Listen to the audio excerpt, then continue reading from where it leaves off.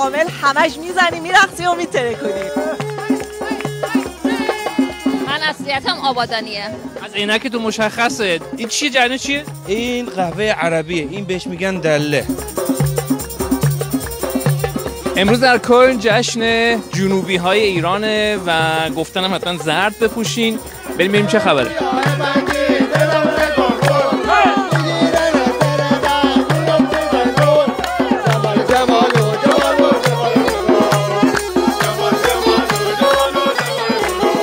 آقا جریان برزیل چیه؟ ما از همه جنوبی هستیم. اهواز، آبادان، کل خوزستان همه به رنگ زرد علاقه دارن. چرا؟ برزیل دوست دارن. آقا چرا؟ چون فکر کنم برزیل حاشیه خوزستانه. یعنی برزیل جزء یکی از استانهای آبادانه. اشتباه شده فکر کنم. این جریان برزیل چیه؟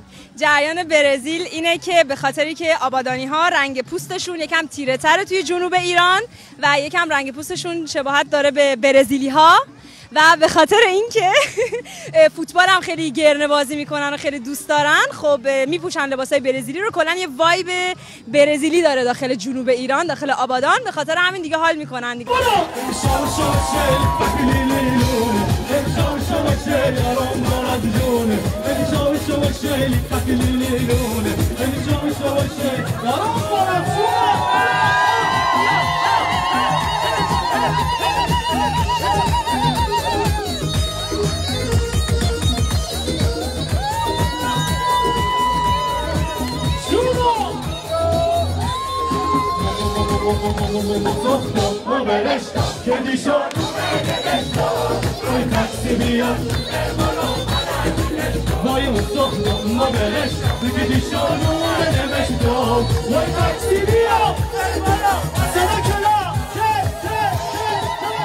اولین باره که شرکت میکنم توسط دوستم، از اولدنبورگ میام. از اولدنبورگ؟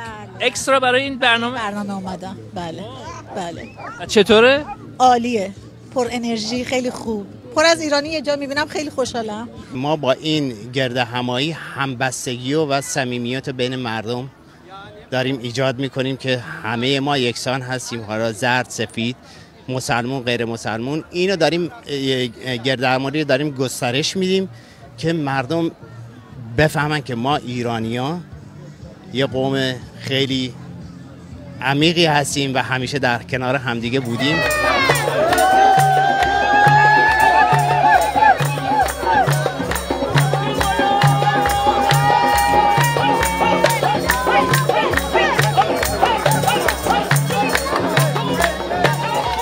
دقیقاً اهل کجا هستی؟ من اهل اهوازم، جنوبیم. بچه اهواز، زرگان. قهوه رو اونجا میخورم. بله، من اینو از خونمون آوردم.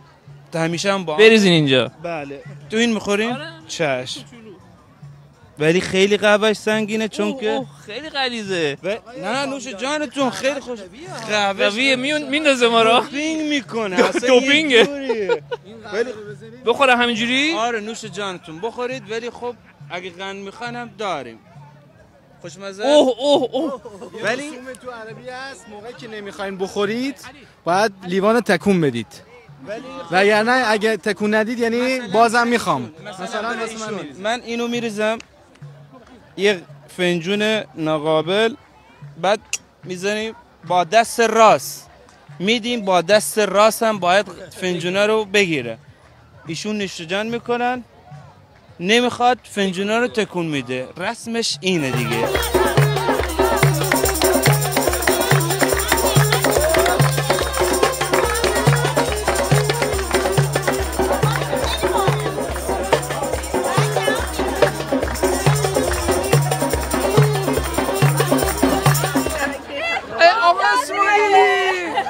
پرچم برزیل رو آویزون کردن اینجا. آلمانی‌ها رد می‌شدن میگفتن آقا شما برزیلی هستی؟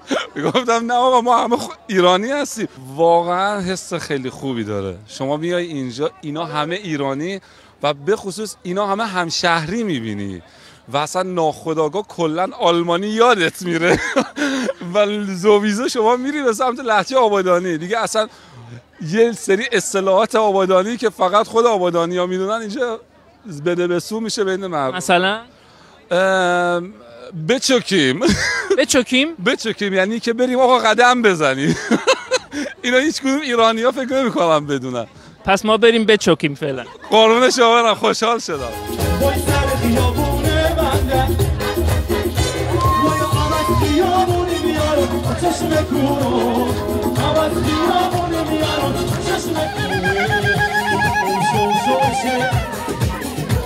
امشو